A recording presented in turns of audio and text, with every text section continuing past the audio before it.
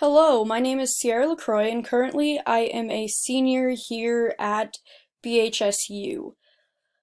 Right now, I'm majoring in three different degrees, which would be special ed, business ed, and photography.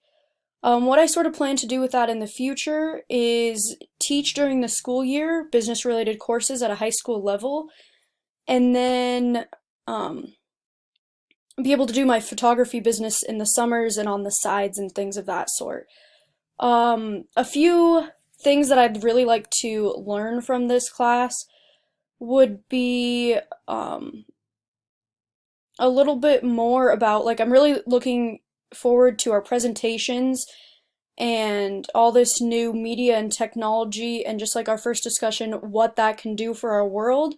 So I'm really looking forward to that. Another fun fact about me is that I'm from Wyoming, and I really look forward to meeting everyone in class.